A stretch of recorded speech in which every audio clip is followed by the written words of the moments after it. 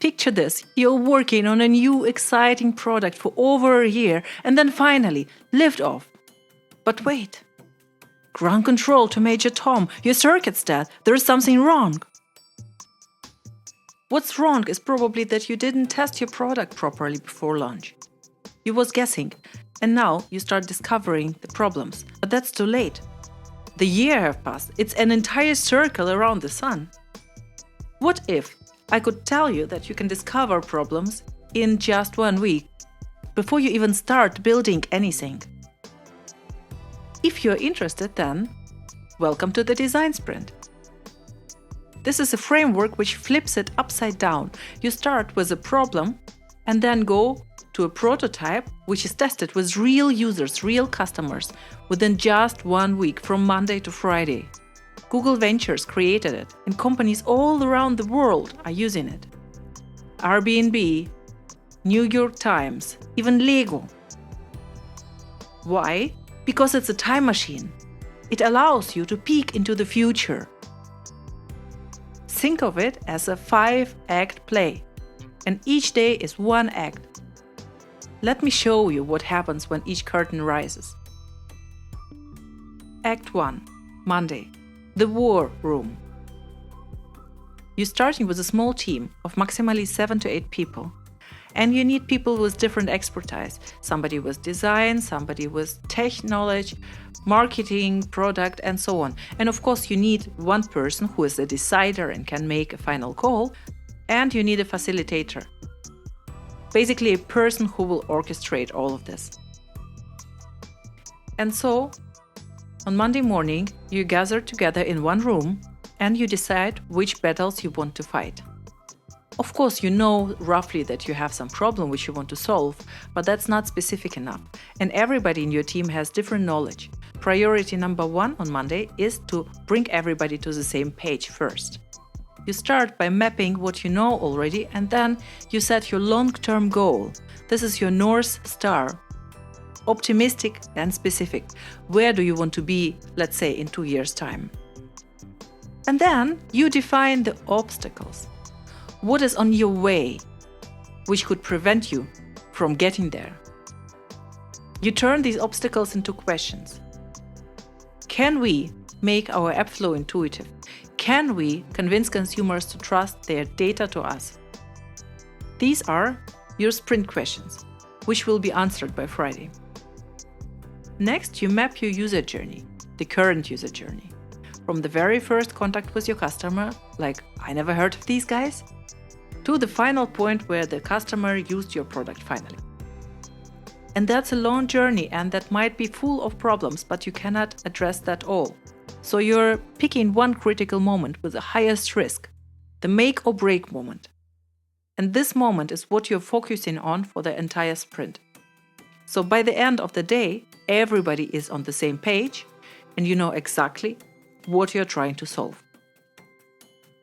Act 2. Tuesday. Stealing like an artist. You know, Picasso said, good artists copy, but great artists steal. And on Tuesday morning, you do exactly that. You are looking how other companies are solving similar problems, even if they are completely from different industry. And then you borrow their ideas. For instance, your favorite restaurant has intuitive menu card. Then borrow their structure. Your banking app has nice onboarding. Take it. Your video game has intuitive controls. Then reuse them. You don't need to reinvent the wheel. And then the magic starts.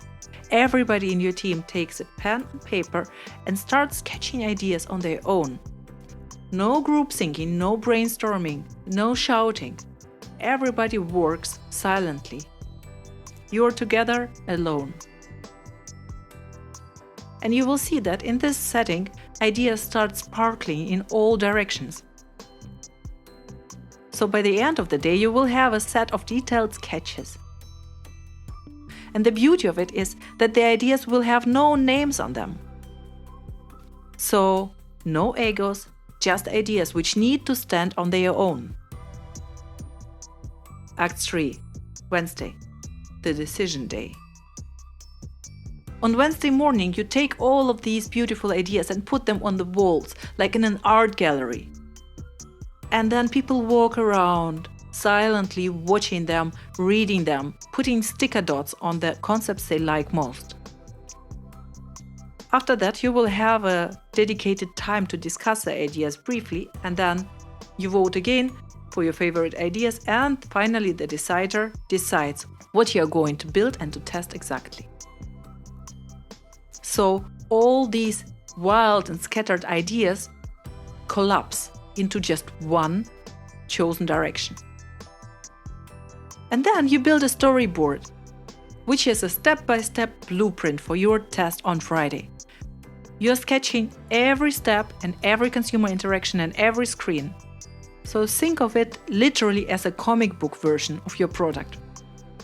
By Wednesday evening then, you know exactly what are you building. Act 4. Thursday. The impossible deadline. Thursday is the day when people start panicking. You're supposed to build a realistically looking prototype within just one day. But here's a secret, you don't need to build the real thing. You just need a facade, decoration, movie set. Use PowerPoint, use cardboard, whatever makes sense to fake it. And another secret to success here is that you need to split the team. Divide and conquer. One person writes all the texts, another person creates all the visuals, another person stitches it all together, and so on. And then somehow, magically, by the end of the day, the puzzle comes together and you think, whoa, the Wizard of Oz would be proud of us. It's all smoke and mirrors, but it looks so convincing. Act 5, Friday. The moment of truth.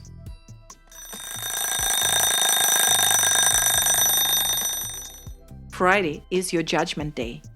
You test your prototype with 5 real users. You show the consumers your prototype and you observe their reaction. The whole team watches from the next room, and I'm telling you, it's like Netflix, it's better than Netflix. So, you show the prototype and you watch their reactions, and sometimes they smile. Oh, that's so cool! Sometimes they're confused. Wait, how did I get there? Sometimes they are upset or giving up and saying things like, nobody needs that crap. And so for your team, it's a roller coaster of emotions. But it's really exciting. And by the 5th user, you see the pattern clearly. The data doesn't lie.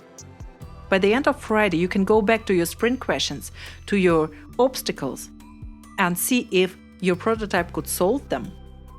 Did we finally manage to make the app flow intuitive? Did we succeed on getting the users to trust us with their data? You have answers backed by real human behaviors. And if it worked, then congratulations. Now you can go and build it for real. But if it failed, also congratulations, because you just saved so much money and so much time, because you didn't start building the wrong thing. So either way, you win. You might say, but that sounds so intense. Absolutely. It's 5 days focused chaos. It's time pressure, it's difficult decisions, it's uncomfortable truths, but that's exactly why it works. The structure forces action, the deadline kills overthinking, and real users kill delusions. And if you want to try, I highly recommend reading the sprint book written by Knapp. This is the Bible of the process. And watch AJ and Smart tutorials, because these guys were running hundreds of sprints, and they are brilliant in explaining every step. And if you're wondering about the timer, time boxing is everything in design sprint. Every activity has a strict time limit, no exceptions, and that's how you get from problem to the solution in just 1 week.